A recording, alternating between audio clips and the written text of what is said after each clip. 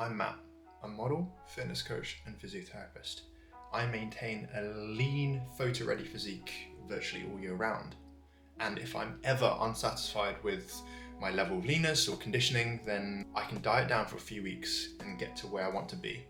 It's pretty effortless, but it wasn't always this way. As a kid, I was actually quite skinny. I struggled to finish meals, I barely gained weight, and I could eat junk food like McDonald's virtually all the time without any consequences. The beauty of being young. But then around 12 or 13, I hit my growth spurt and my appetite exploded. A large pizza from Domino's? No problem. I'm still not putting on any weight. But then everything changed in my final year of school. I was stressed, depressed, and I hated being there. Food became my escape. I exercised less and I watched way too much anime. As you can probably guess, the weight piled on. After graduation, I looked in the mirror and I didn't recognize myself. I felt hopeless, unhealthy, and embarrassed about my body. And that's when I knew something had to change.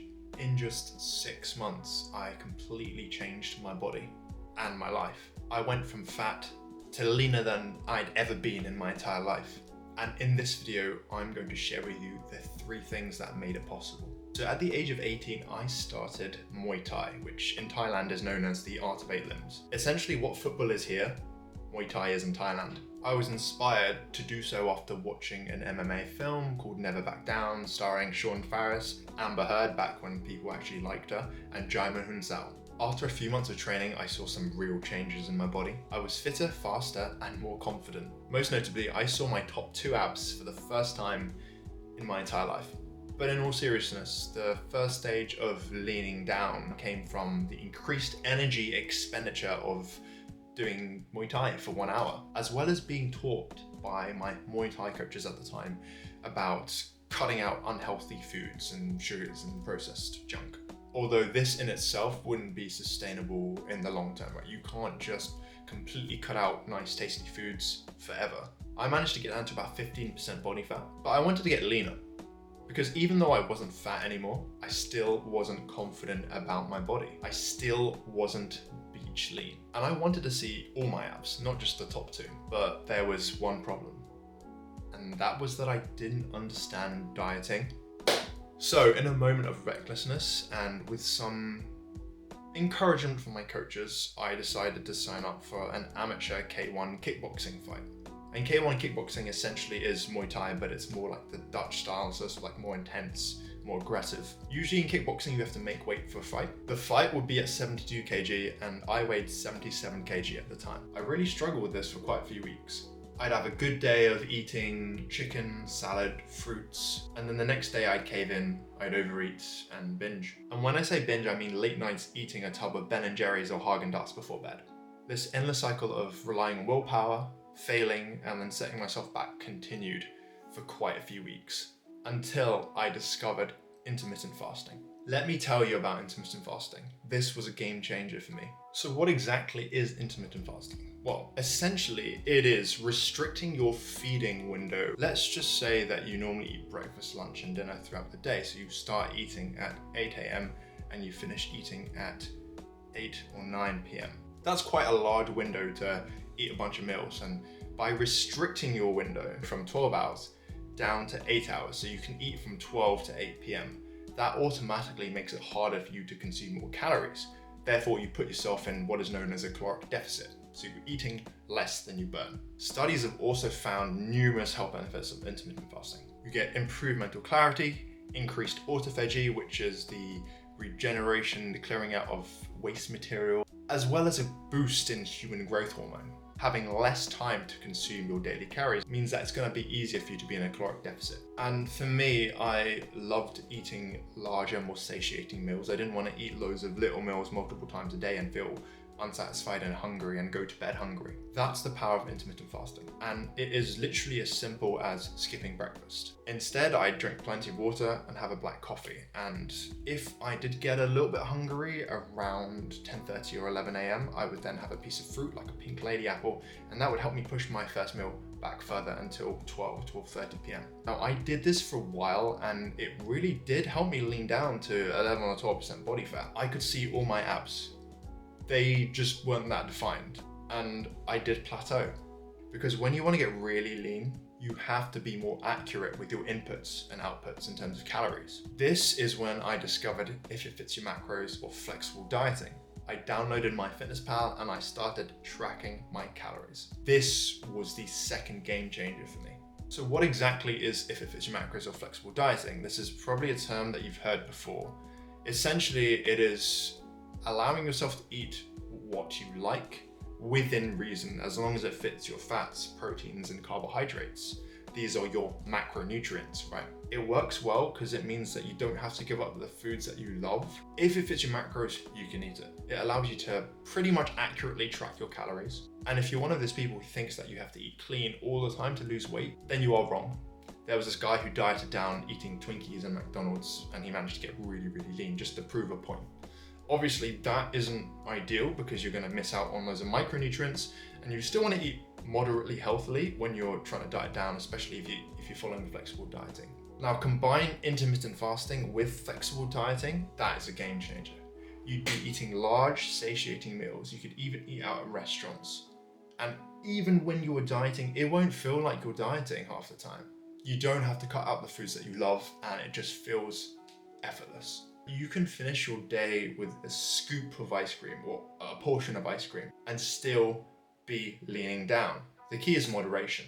So I've made plenty of videos on how you can actually diet down step by step, but I'm going to just outline it here for you so it kind of makes sense. What you want to do is just track what you normally eat in a week. Don't worry about trying to increase your calories, eating more, eating less. Just what do you normally eat in a day, right? And do that every day for a week. You also simultaneously want to weigh yourself every day of that week. And at the end of the week, what you should find is that the foods that you eat add up to a certain number.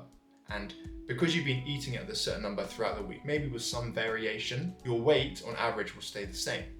So overall, your weight does not change throughout the week. This is because you're eating at your maintenance. Maintenance is pretty easy, right? To maintain your weight, it doesn't take that much effort. Once you have found your maintenance, you then want to put yourself in a caloric deficit. And this is where you eat less than you burn, a few hundred calories less than you burn. The trick here is you don't want to do it too quickly to the point where you're depriving yourself, but at the same time, you don't want to put yourself in a caloric deficit that's too small to the point where you don't see any change after several weeks, right? So it's striking a balance. I would recommend you doing that 500 calorie range. So if you eat 2,500 calories in a day to maintain your body weight, then you'd eat 2,000 calories in a day. Now that doesn't seem like a lot, but if you combine it with intermittent fasting, you can still eat 2 relatively large meals, which are going to be around 800 to 1,200 calories each. Ultimately, how you choose to set up your caloric deficit is up to you. I'm just sharing what really helped me and what really worked for me. The third tip, right, the third thing that changed things for me was strength training or resistance training. If you have intermittent fasting, great. Like that's going to help you diet down. So is flexible dieting and tracking your calories. But the thing that's really essential here is strength training. Why? Why is strength training so essential? Well, apart from like the numerous health benefits, and when you diet, your body thinks it's starving. Muscle is more metabolically active than fat. So your body's going to try and get rid of that muscle first. It's trying to reduce that muscle mass so that you don't die. As a result, you will lose weight, but most of it will be muscle. This can lead to your physique actually looking worse after a dieting phase. You'll see this a lot in people that do yo-yo dieting and they don't do any strength training. I call this the skinny fat scenario. This is something that you absolutely want to avoid. That is why strength training is so essential during a fat loss phase. Imagine that your muscle is your wife or your girlfriend. You have to treat them right and give them a reason to stay, otherwise they will leave. Now, in the early days when I was kickboxing, I did calisthenics mostly. So pull-ups, chin-ups, push-ups, pistol squats, and dips. These are all bodyweight exercises. But they did the job and they mostly maintained my muscle mass. But then after a while, I actually started going to a proper gym and I started lifting proper weights. So I focused on compound movements, such as the military press, the incline bench, squats, and pull-ups or chin-ups. The key for me, because I was kickboxing at the time and I didn't want to put on too much weight, was to lift heavier weight for lower reps, so the intensity was higher. I could then minimize muscle loss and maximize fat loss. A lot of people say that you should chase the pump.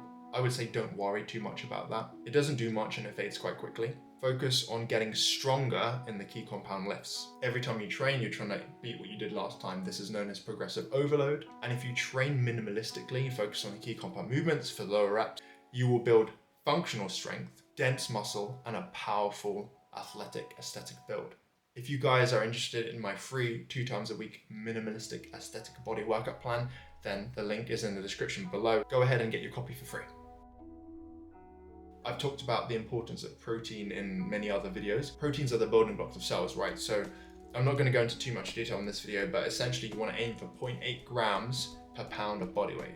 If you go a little bit over, that's not a problem. If you're a tiny bit under, that's not a problem in the short term, but ideally you want to be at least in that 0.8 to 1 gram per pound of body weight. After locking in for precisely 8 weeks, I followed intermittent fasting, I did flexible dieting, I tracked my calories pretty religiously, I strength trained. I did these 3 things and I got ripped. I got absolutely diced, shredded, leaner than I'd ever been in my entire life. Probably like 7 to 8% body fat. My abs had veins and I made weight for the fight. I also won the fight. So I had this chiseled fighter build. There was one problem though. I never purposely bulked up and tried to put on muscle mass and tried to build a more aesthetic physique. I was really light for my height. I weighed 72 kg at 6 foot 2 inches. The next video will be the start of my aesthetic body series. I'll be covering everything that you need to know. So the exercises you need, nutrition, and lean bulking tips. So stay tuned for that. I'm on my own, broken alone. I feel the rain crashing down all around this empty town. I'm searching for the lost and found.